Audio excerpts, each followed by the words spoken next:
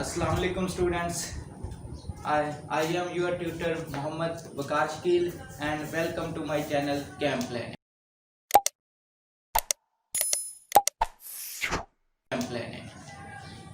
सबसे पहले तो मुबारकबाद पेश करता हूँ सब स्टूडेंट्स को कि वो अपनी ज़िंदगी की एक स्टेज पार करके आ चुके हैं। देखें, आप लोग पहले 10th में थे, अब आप फर्स्ट ईयर में आ चुके हैं, तो आप ज़िंदगी में एक दर्जा ऊपर आ चुके हैं। और दूसरी बात ये कि आप लोगों ने 9th में 10th में केमिस्ट्री पढ़ चुके हैं, ठीक है। और आज हम इंशाल्लाह अपनी फर्स्ट ईयर की केमिस्ट्री का इंट्रोडक्शन लेंगे कि केमिस्ट्री किस तरह की है। बेसिकली ये जो फर्स्ट ईयर की केमिस्ट्री है, ये एक तो 10th वाली केमिस्ट्री से थोड़ी सी लेंथी है। जैसे कि 10th में आप लोगों ने पढ़े हुए हैं, 10th में टोटल चैप्टर्स हैं 8, लेकिन यहाँ पे टोटल जो चैप्टर्स हैं वो है हमारे पास 11, ठीक है। और ये वाली जो केमिस्ट्री है वो थोड़ी सी 10th के मुकाबले में कंसेप्चुअल है, तो लिहाजा आप लोगों को थोड़ा सा इसके ऊपर फोकस करना होगा, गौर खोज करना होगा।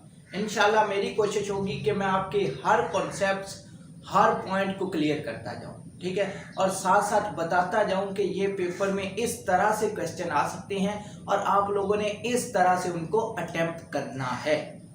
आज से इंशाल्लाह हम लोग अपनी केमिस्ट्री का थोड़ा सा बाकायदा आगाज़ करते हैं, स्टार्ट करते हैं। और पहला चैप्टर है हमारा, वो है basic concept. Basic concept basically पूरी की पूरी फर्स्ट ईयर एफएससी पार्ट 1 की जो केमिस्ट्री है उसमें हम लोगों ने एक ही ब्रांच को डिस्कस करना है, और वो है हमारे पास फिजिकल केमिस्ट्री। फिजिकल केमिस्ट्री हमने पूरी बुक के अंदर बस फिजिकल केमिस्ट्री को ही डिस्कस करना है, ठीक है। अब फिजिकल केमिस्ट्री होती क्या है, ये आप लोगों ने 9th के पहले चैप्टर में इसकी डेफिनेशन पढ़ी है कि structure and properties of matter, the branch of chemistry in which we study the structure and properties of matter, जिसमें आप किसी भी कंपाउंड या किसी भी मैटर की स्ट्रक्चर को स्टडी करते हैं और उसकी प्रॉपर्टीज को स्टडी करते हैं। लोग स्ट्रक्चर और प्रॉपर्टीज को स्टडी करते हैं, और किसकी प्रॉपर्टीज को? मैटर की प्रॉपर्टीज को स्टडी करते हैं। अब सबसे पहले हमें पता होना चाहिए कि मैटर क्या चीज है, ठीक है। अगर हमें मैटर का ही ना पता होगा तो हमें फिजिकल केमिस्ट्री का नहीं पता होगा, और अगर फिजिकल केमिस्ट्री नहीं पता होगा तो एफएससी पार्ट 1 की केमिस्ट्री आप लोग के लिए समझना, अंडरस्टैंड करना इंतहाई मुश्किल होगा। तो सबसे पहले मैटर की आप काफी मतलब डेफिनेशंस पढ़ चुके हैं कि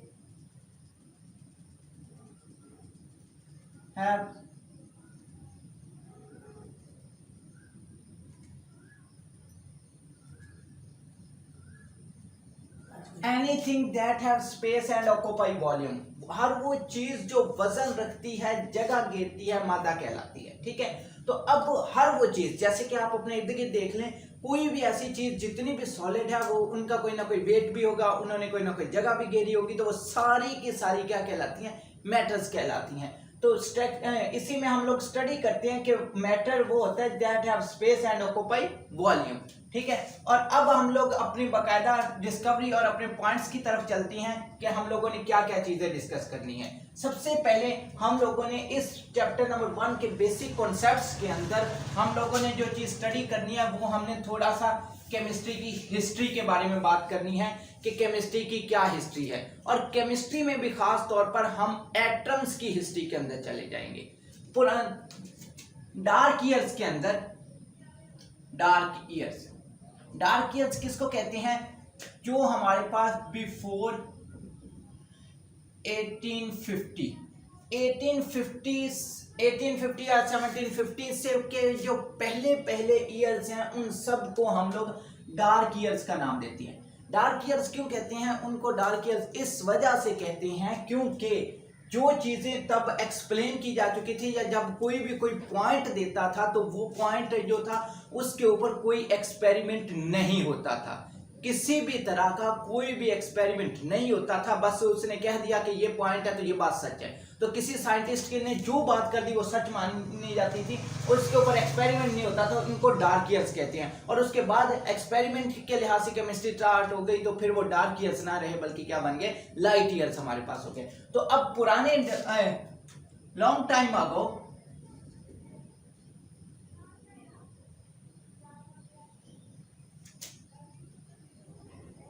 सबसे पहला साइंटिस्ट जिसने इसके ऊपर काम किया था उसका नाम था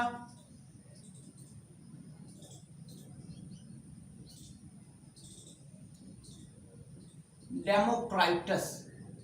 क्या नाम था उसका? डेमोक्राइटस। सबसे पहले उसने कहा था कि मैटर जो होती है वो छोटे छोटे टीनी पार्टिकल से मिलकर बनी है। Matter is composed of teeny particle.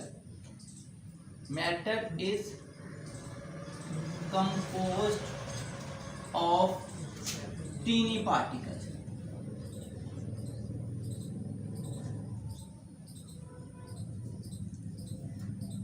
Matter जो है वो छोटे छोटे पार्टिकल से मिलके बनी हुई है और उन पार्टिकल्स को उसने नाम दिया था, और वो जो छोटे छोटे टीनी पार्टिकल्स हैं उसको उसने कहा था एटमॉस। एटमॉस। और एटमॉस उसने कहा था कि जितने भी तरह की मैटर्स हैं वो छोटे छोटे पार्टिकल से मिलकर बनी हुई है, और वो जो छोटे से छोटा पार्टिकल है वो एटमॉस है, और एटमॉस जो होता है वो फर्दर आगे डिवाइड नहीं हो सकता। यानी कि एटमॉस का लफ्जी मतलब होता है इनडिविजिबल।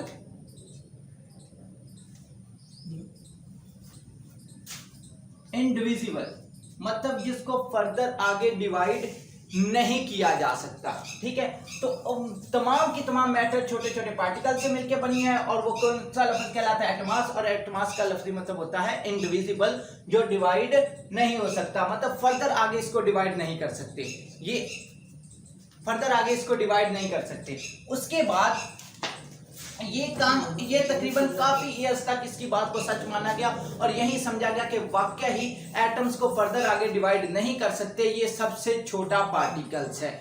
उसके बाद 1808 के अंदर इंग्लिश स्कूल टीचर था John Dalton.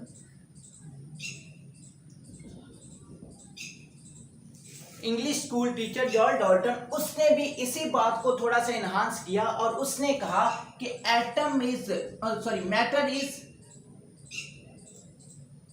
Composed of different particles, different elements which have different properties।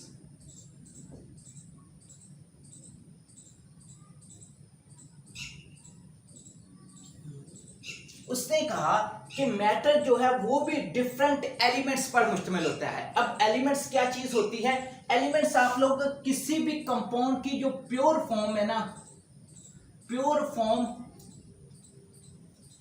Of matter, मादे की जो बिल्कुल प्योर फॉर्म है वो एलिमेंट कहलाती है। फॉर एग्जांपल गोल्ड ले लें, ठीक है, गोल्ड आपके पास मेटल है, उसके अलावा आयरन ले लें, तो ये दोनों के दोनों प्योर कंपाउंड हैं। तो प्योर कंपाउंड सारे के सारे आप लोग के पास क्या कहलाते हैं? प्योर कंपाउंड आपके पास एलिमेंट कहलाते हैं। तो उसने कहा कि matter is composed of different elements. Matter मुख्तलिफ तरह के एलिमेंट्स से मिलकर बनी हुई है, विच हैव डिफरेंट प्रॉपर्टीज, और जिसकी मुख्तलिफ प्रॉपर्टीज होती है। अब जाहिर सी बात है, अगर डिफरेंट एलिमेंट्स होंगे तो अल्टीमेटली उन एलिमेंट्स की प्रॉपर्टीज भी क्या होंगी? डिफरेंट होंगी। तो इस लिहाज से उसने कहा था कि कोई भी मैटर जो है वो मुख्तलिफ सेम एलिमेंट से भी मिलकर बन सकती है और डिफरेंट से भी बन सकती है। सेम से होगा तो उसको एलिमेंट कहेंगे, और अगर डिफरेंट एलिमेंट से मिलकर बनी हुई है तो वो हमारे पास डिफरेंट प्रॉपर्टीज रखती है, और उसको भी उसने एटम का, या वो जो छोटे छोटे पार्टिकल थे उसको उसने मैटर का नाम दिया था। अब सबसे पहली बात कि हम सबसे पहले डिस्कस कर लेते हैं कि एटम्स बेसिकली है क्या चीज। इतनी बहस करने के बाद दो साइंटिस्ट, इसके अलावा हमारे पास बोल्ट्जमैन था, बोल्ट्जमैन ने भी कहा था कि ये यूनिवर्स जो है ये छोटे छोटे पार्टिकल से मिलकर बनी हुई है। तो बोल्ट्जमैन की बात को सच नहीं माना गया। उस वक्त के जो साइंटिस्ट थे उन्होंने उसके ऊपर शदीद तनकीद की और वो उस तनकीद को बर्दाश्त ना कर सके और उनकी ज़िंदगी का खात्मा भी इसी बात पे हो गया, उन्होंने खुदकुशी कर ली थी। तो केमिस्ट्री में खास तौर पर ये जो एटम्स है इसके बारे में बहुत ज़्यादा लोगों ने बहस किया, लेकिन हमारे लेवल पे सिर्फ दो हैं अभी मेजर, एक डेमोक्राइटस जिसने सबसे पहले केमिस्ट्री के बारे में बताया कि मैटर किससे मिलकर बनी हुई है, और दूसरा हमारे पास था जॉन डॉल्टन जिसने इसके बारे में बताया। अब atom is the smallest particle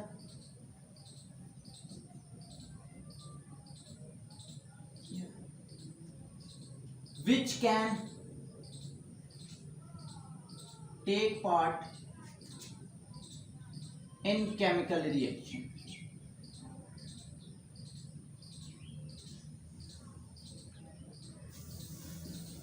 atom एक छोटे से छोटा जर्रा है जो किसी भी केमिकल रिएक्शंस के अंदर हिस्सा लेता है, उसको आप एटम्स का नाम देते हो केमिकल रिएक्शंस में। अब छोटे से छोटा जर्रा, पहले ये कहा जाता था, ये जो जब डेमोक्राइटस की बात थी तो उसने कहा था ये smallest particle of the universe है,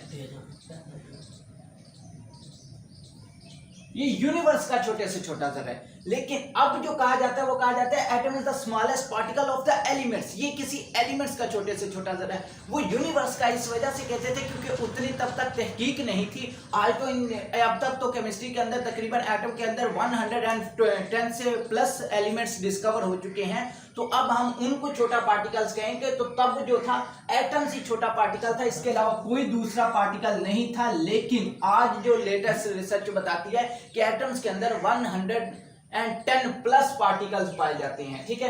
तो atom is the smallest particle which can take part in chemical reaction, कि एटम छोटे से छोटा जर्रा है जो किसी भी केमिकल रिएक्शन में हिस्सा लेता है, पार्टिसिपेट करता है, ठीक है। उस फॉर एग्जांपल हमारे पास हीलियम, नियॉन, ये सारे के सारे क्या कहलाते हैं, एटम्स कहलाते हैं, ठीक है। अब उसके बाद एक हमारे पास साइंटिस्ट था जिसका नाम था जैकोब ब्रिजलस।